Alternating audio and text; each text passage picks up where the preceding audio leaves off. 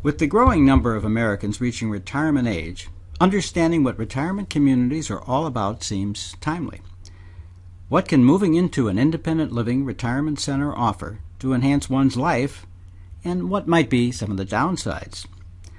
Who is the right or wrong candidate to move in, and what should those children of seniors know to help guide their parents in this decision?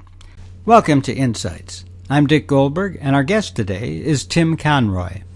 He has for the past 5 years been executive director of Capitol Lakes Retirement Center in Madison, Wisconsin.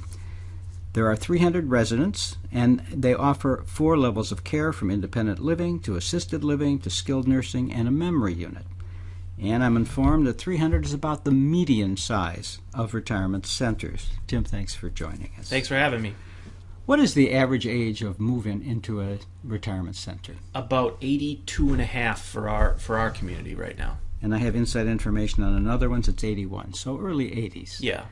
Okay. And the average age of those living in the independent living unit? About 85 years old. Okay. That seems right on the money with what I've heard. Mm-hmm. And what is, in your opinion, with your 5 years experience, is that the right age? No. Earlier is better. No. We want people to enjoy. They will enjoy themselves when they move into a place like Capitol Lakes, and people put it off because many people say, "I'm waiting for something to happen," and that something is usually bad, a fall, a stroke, and when people get here, they say, "Oh, I should have moved in sooner." Boy, I heard the same thing from another guy who runs a retirement center. Here we go. So that seems pretty common. Yeah. Well, then why don't they?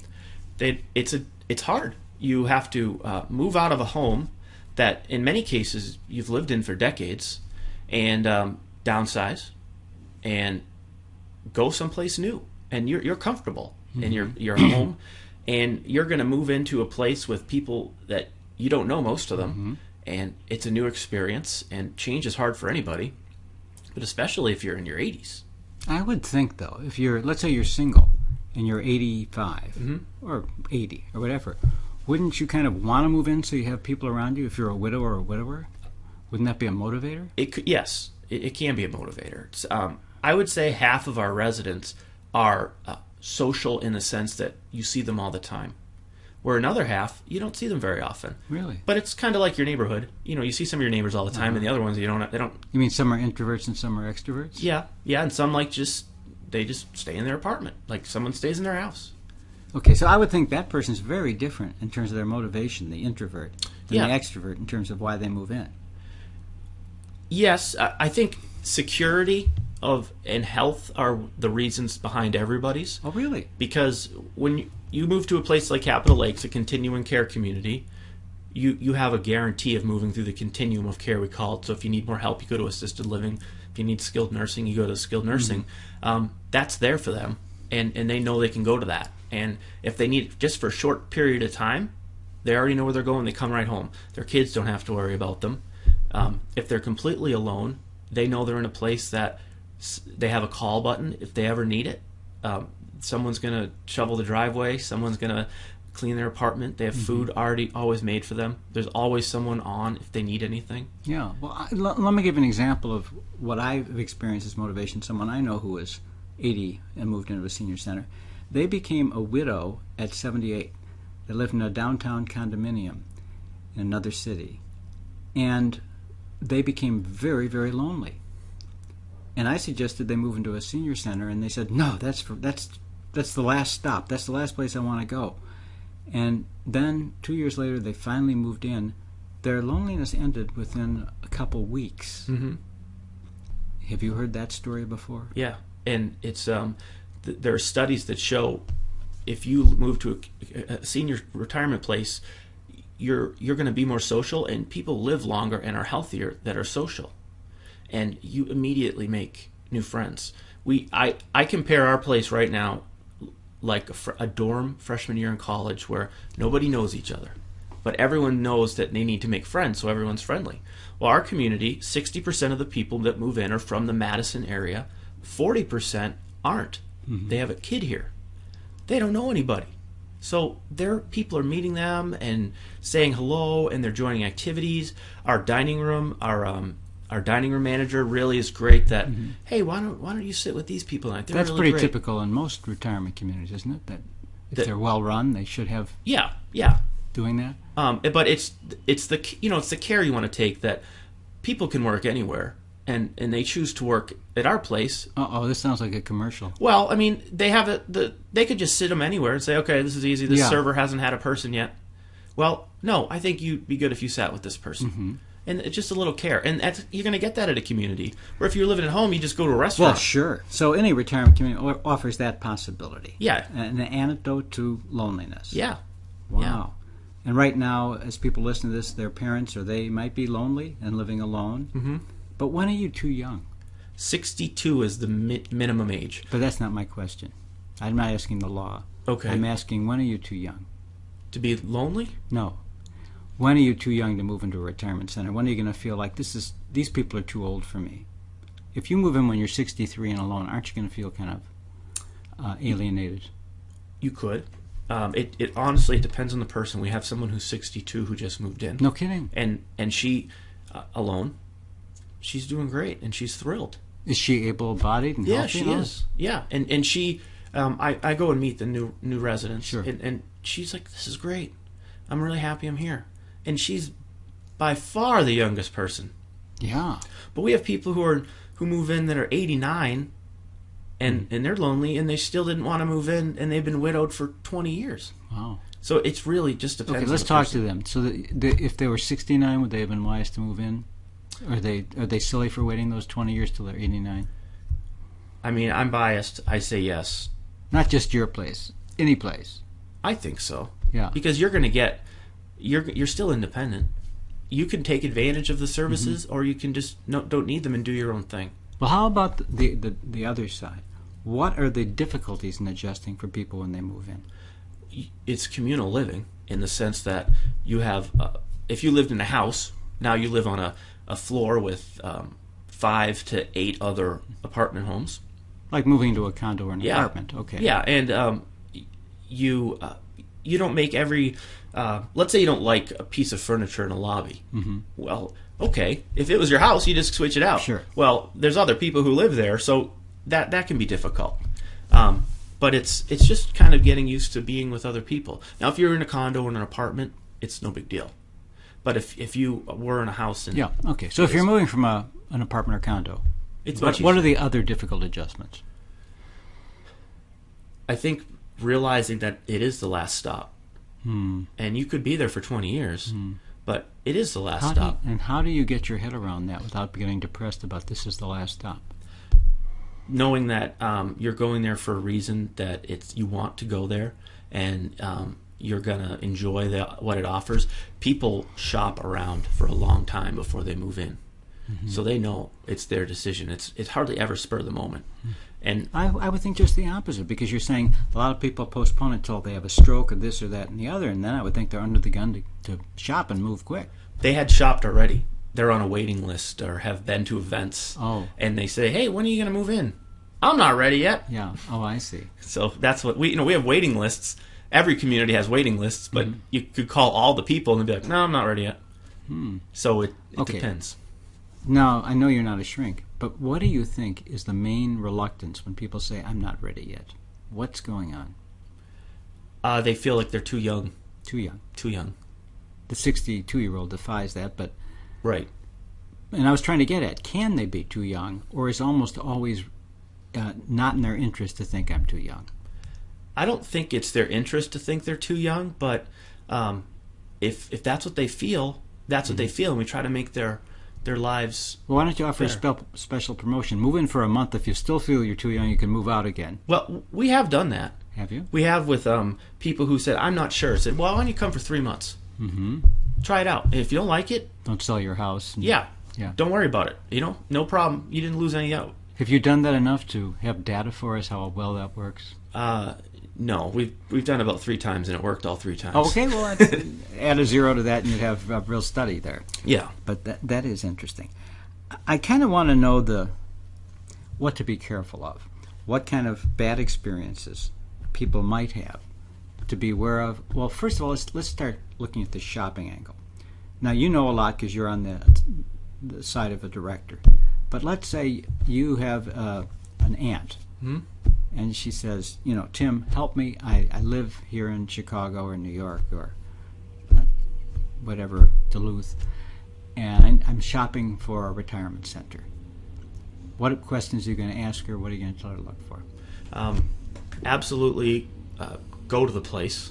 Don't just look at a pamphlet or a brochure or a website, and see if the staff acknowledge you and smile. If other residents just say hello, ask to talk to residents who live there. Try to stay. Try to see if you could stay over a couple nights in a guest apartment or a guest room. Most places will let you do that. I believe so. I know we do. Yeah. And try it out. Business. Yeah. Try the food, and then do that at a bunch of places, because not every place is right for you. Know what you want. Okay. But she says, I don't know where to begin. What do you mean, what do I want? I want a good place. I don't know what the criteria is. Do you want a place where you have walking paths? Do you want a place that is a high-rise in an urban area? Do you want a healthcare option that's guaranteed at the end? Do you want to pay this much? Can you afford it? Yeah. What type of services are you looking for? Do you want a place that gives you peace of mind, or a place that leaves you alone? A place that... you mean you don't want people to pester you? Yeah. You ever pester people? I don't believe so. Do you never say, leave me alone here? No. How would you pester people? What would a pest be like? Hey, going up to maybe their apartment home and say, hey, we haven't seen you out. What's... Are you okay? And I'm fine. Yeah. Do it once, but not over and over again. Yeah. I would assume that the bigger, the better. In other words, if you, particularly when you're talking about independent living, that if you move into some place that has 40 units in independent living, how much stuff can they offer you? And if you have, 300 units, a lot more stuff, a lot more speakers, programs, blah, blah, blah. Why would you move into a small one when you can move into a big one? I don't know. And I wouldn't move into a place that small, because you don't know how many people do live there that you might, if it's 40 people compared to 300, it's far less chance you're going to meet people that you click with. Right. And, the bigger is better. But, I mean, there are retirement communities with thousands of people. Thousands? Where, Can it be too big? Yeah. But, some people think like big universities where they want to go, and other people want to go to a 1,000-person school. Yeah. So, Florida has they're towns, basically. Mm-hmm. And other places are smaller. But yes. I think a good size for a community is 220 apartment units, because that allows economies of scale to operate. And for you as the for economics of it, right? You, and then for the resident too, because their money, they have a better value. I see. And there's a lot of people then. Yeah, but in terms of desirability, that's also a pretty good size in terms of not so big. Yes.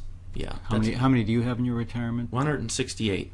Okay, so another 60 and you'd be perfect. Yeah, we would. Yeah. What are the biggest beefs you and people in your business get from residents?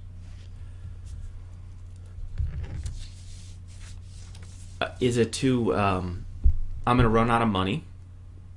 The food. I figured you'd say that first. The food. That's the more serious beef is financial, I think. But the food is what always comes up. Why is that?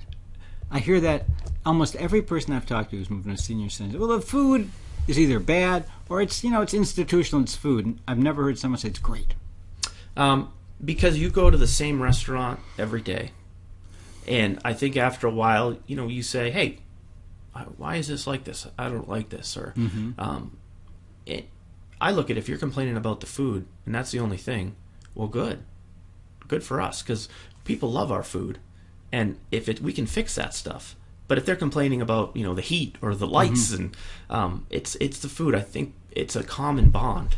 Like the weather. Okay, so the residents enjoy carping with each other about the dinner was lousy last night. Right. It gives them something to talk about. Yeah. Yeah. And then they know they can bring it up to people that can try to fix it for them and work with them. Money. Give us some idea. If you want a nice retirement community. First of all, does it matter if it's profit or non-profit from the consumer's viewpoint? We're trusting you, even though, is your place profit or non-profit? It's non-profit. Okay. So we're trusting you here. You have a sacred trust to tell everybody what's good for them and step outside of your particular advocating your own center. And money and economics and stuff like that, profit or non-profit, what's a better place? Most likely non-profit, in the sense that the majority of CCRCs are non-profit entities, and they were CCRCs, continuing care retirement community. It means you got all the levels of care, right? And that's because they were started from a religious order or a military branch. A group, Odd Fellows have them, all sorts of things. Hospitals, and that's good. And they know that the money is going to go back into the community. Whereas it's a for-profit, the money can go to shareholders, and they might spend less on capital projects and raise your rent. So that's one way to look at it. Nursing homes are a big industry, and there are a lot more nursing homes than there are retirement communities. And the for-profit ones have a lower level of quality, just really? If you look at the data, because they have margins they have to keep where there's publicly owned companies. And people want their return on their investment. I wish I had an advocate sitting here from the private sector to say, "Oh yeah, but you guys, you don't have to watch." Well, we have the same market as heavily. We don't have the. Yeah, we market a lot, but we are able to say, we can have more staff because the money is coming right back to the community. But how much is the whole profit margin? 4%, 5% of the total to the profit-making sector? I mean, it depends on the community. I don't know overall. Yeah, if it's large, that makes a difference. But yeah. Okay, so if you again were shopping from your aunt in Duluth, you'd say look for non-profits over profits. I would, yeah. But this program's not balanced because we don't have. It's not. No, but and there's just more. You're going to find non-profits easier because there's just more of them. Okay, now let's get back to your aunt again. Do you tell her go to a place that has all levels of care, or it doesn't much matter? I would go to a place that has all levels of care. Please make the case. If you have, let's say you need a hip replacement, and you're living there already. Well, if you need that and you need rehab, which would be in the nursing home, you can go to the nursing home for 2 weeks, and you can still go up to your apartment and get your mail. You're home. You know people. They'll come and say hi to you. And then when you need the therapy after you get out of the nursing home, well, you just go downstairs to the therapy department. Your rehab center. Yeah. That's one. If you're a couple and someone has a different health situation than you, well, they'll be where you are, so you can go see them. And assisted living is good. If you do need more assistance, you can just move to that level of care, and hopefully the quality is similar. You're in one place. You don't have to worry about moving again or driving across town. I would think, though, that growing older in that one place presents lots of problems for you in terms of they move into the retirement center, they're able-bodied, blah, blah, blah, and then something happens. Sooner or later it will. Mm-hmm. Is a lot of your headaches getting people to move to the next level of care? Not all of them. Some people it's very difficult. Some people it's very easy. We have a meeting every week where we just talk with among staff about, hey, how's this person? Hey, this person's over here right now. What are they doing? And work on that. It can be extremely difficult for some people, and sometimes their kids have no clue what we see every day, and it's hard to convince them. Mom's fine. Well, she's not. Example, not a person, but the type. Let's say someone has dementia, and they're in independent living, and they dress well every day. They're always out at dinner and everything. Oh, mom's fine. Well, we have things that say this person was lost. They went for a walk, and the police brought them back, or they don't know what day it is. So we bring those up, and then work with them. Other people say, hey, with the kids, with the kids. Senior. And how does that go? Sometimes it's extremely difficult. What do you do if they just say no, and it's a hazard? This person is. We have in our contract. It says if they are unsafe to be, and we deem them not independent, then they have to move to a different level of care, or move out. And we can have an independent doctor come and evaluate them if needed. So that sort of thing to say, listen, this is why. Okay, let's talk about money. and the cost. Just as a prototype, you're in a mid-sized American city. If you want to move into independent living, let's say you're a couple, and you want a 2-bedroom unit, and you want meals, you want your full level of care and whatever, how much is that going to cost? There could be It could be a rental community, which means there's no entrance fee involved, and it could be if you want meals and services like housekeeping, it could be probably between $2,000 and $4,000 a month. Big range. Yeah, $2,000 sounds like a bargain. Some 2-bedroom apartments in this community can be $2,000. Yeah. How can you do that? How can you give 2-bedroom plus meals plus service? I'm worried about you. Well, we don't do that. Well, you. What Well, we have we're an entrance fee model. Oh, you are. So you have to. We qualify everyone financially before they move in, and our entrance fees range from $80,000 to $700,000. And the cheaper ones are non-refundable, so you don't get any money back. The more expensive ones, you get 90% of your money back. You don't. Your heirs do. Your heirs do. Yeah. So that's able to help keep the fees down a little bit, but you also have a nicer apartment home with, hardwood floors and granite countertops and things like that. But you're paying, you could be paying $3,500 a month for you and your spouse, if you will. Even if you after this big entrance fee. Yep, and that's covering your meals and your. I've always wondered, why do you charge this big entrance fee? They're not owning anything. What's? Well, it helps. It helps subsidize some of the operations. It the goes income you earn off the money while it's sitting there or something. Yeah, and then it helps guarantee, because we give a healthcare benefit, so we give them a 45% discount if they have to move to the nursing home permanently, which saves a lot of money. Okay. And that helps. Well, you give it back, so how can you use this money?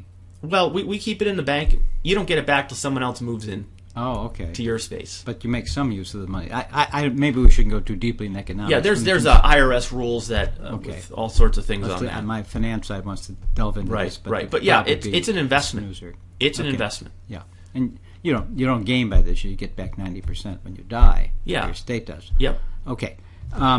Well, to me, it makes economic sense to rent and not give you $700,000 to go rent a nice 2-bedroom unit. How much more is it to rent than to pay all this money and then pay your fees? It depends. You could live in a really beautiful place that costs a lot of money to rent. You can live in a. Okay, let's take your community. Okay. So we compare oranges to oranges. Okay. So your nicest unit, $700,000 plus $3,500 a month in rent. Right. For your nicest 2-bedroom. Yep. Is there a nice 2-bedroom in this community in your competition? Now, again, we're depending on you not pitching your stuff, but taking an objective look. How much would you pay for the nicest rental 2-bedroom in this community? $4,000. Okay, so not a lot more. No. Why would you part with $700,000 rather than go pay $4,000 a month in rent? It's a lifestyle. It's you want a place that can provide the activities that you want. And this for that other money they don't. Not all of them, no. But let me ask you. I'm sorry to keep interrupting you, but if you could find a similar full-service retirement center that just charges rent, and it's a couple hundred or 500 more, but you don't have to put up hundreds of $1,000s to move in, isn't that smarter? Being objective? Yes, being objective. I can't say. It depends on the person. I mean, why would any person want to fork over hundreds of $1,000s for the same thing? Well, it's not the same thing. Okay. The expensive one offers more. Okay, so it's quality. Yeah, and a continuum of care you're guaranteed. Whereas if you're paying rent, your chances are you're not guaranteed the continuum. I see. Okay, fair enough. So if people move in there if they run out of money due to no fault of their own, we keep them there. We don't kick them out. Boy, you're ahead of me. Okay, so if they pay the money, let's say they pay you $200,000 and move in, and the only thing they have left is their Social Security of $1,100 a month, and their rent's $3,000 a month. Yep. What do you do? We have benevolence, so we're not for profit. We have benevolence, charitable organization, so we would subsidize the rest of their rent.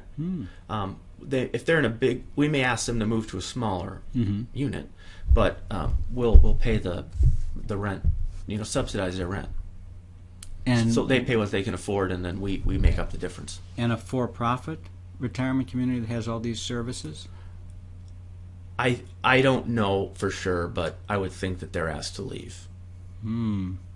Okay, so that's a big advantage. One thing I wonder, in your business, are there really bad actors that embarrass you or that might tarnish? In the entire senior living industry, yes, and they make a bad name for everybody else. They're few and far between, but they are. That's a good thing. Yeah, so not many. No, it comes in the healthcare side. Tell me. Assisted living side. Assisted living is booming right now.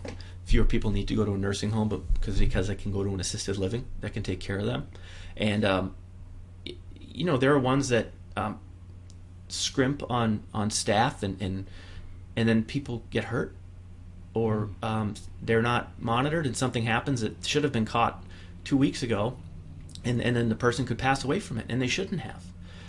That can happen because their staff is at a basic minimum. Yeah, and no one's following what they should do. Is they're not caring for them as they should. The same can be for a nursing home. That something can happen.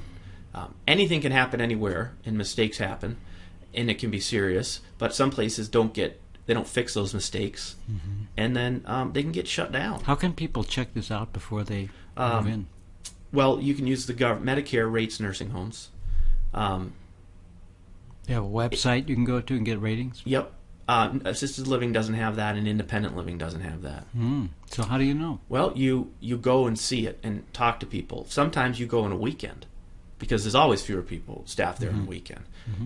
You go on a weekend and look around. You ask family members maybe. Chances are you're going to find a family member in a healthcare setting. Say, hey, what does your loved one think of this place? So bigger problems happen in nursing homes and assisted living than do in independent living. Oh, yeah. Independent living, they're truly independent. So, if they have a problem, the fire department would come and help them. Okay. So what I'd like to kind of finish with, well, two issues. One is death. People are surrounded, I assume, by death. Yes. How do you deal with that as a director to make that not so depressing and painful for the residents to see all the time? Well, we have support groups. We have a chaplain who people could talk to. We have a social worker that people can talk to on staff. You get used to it in the sense that people die, but you look at the positive, like, wow, they had a good life, and you hope that they seemed happy. You hope they were happy, but some deaths are harder than others to deal with from resident side and from staff side. It must be. I mean, you're talking about it's like you're moving into a dorm again in college, but in this later part of life. And it's funny because I always thought of it that way. You go from a dorm to your own life with your family, then you go back to the dorm again, seniors. But now you make these hopefully close friends, and then you lose them. Yeah. And then you lose them if you're lucky enough to live a long life. Yeah, it's very hard. But we had a resident who passed away and didn't live with us very long. And I attended this person's memorial service, and there were so many residents from our community there that made friends with this person in such a short period of time. It's like, wow, and everyone was sad, but they know it happens. I mean, so many people's friends have been dying, and family members have been dying. I mean, it's hard, but people do start to expect it. Well, Tim Conroy, one question I really am curious about is, does retirement communities mean retirement? Do you have to retire when you move into one? No, you don't. You don't. You can continue your work. You can continue working. I mean, I know you can, but do people? Yes.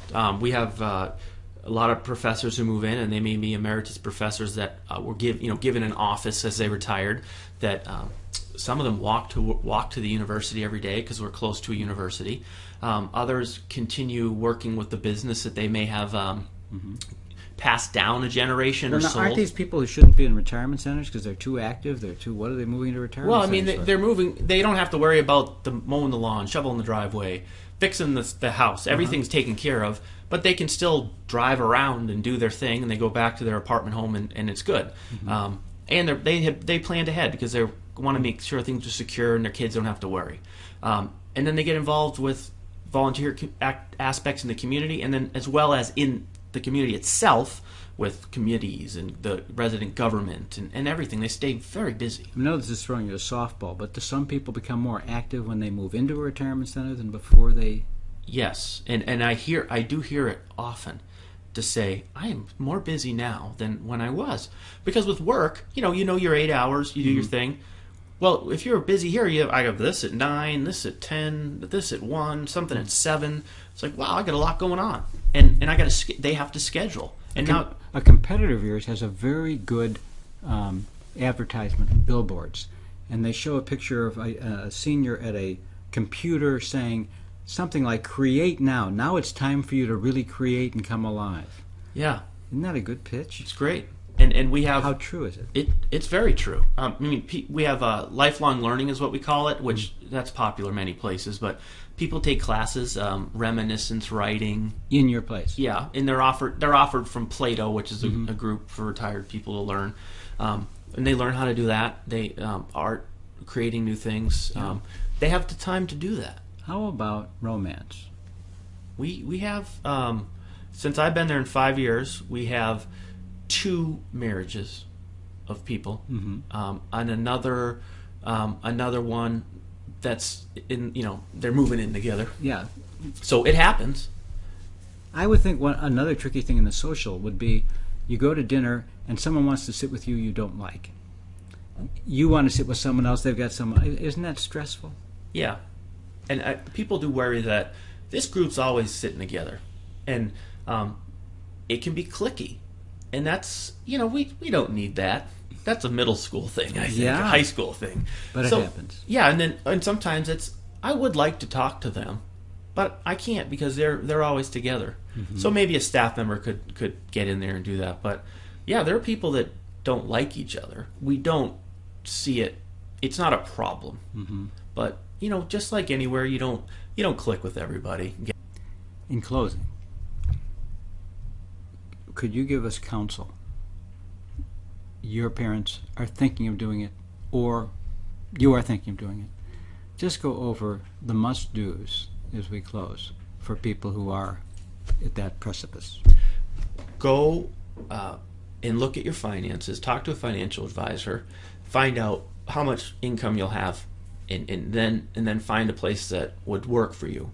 Go visit it many times. Attend any events that they have. Stay over, go other places and see what they're like. Make sure to find what you are happy with. Ask residents who live there. Ask people for their own recommendation. And know that it's not too early to move in, because you'll hear that from everybody.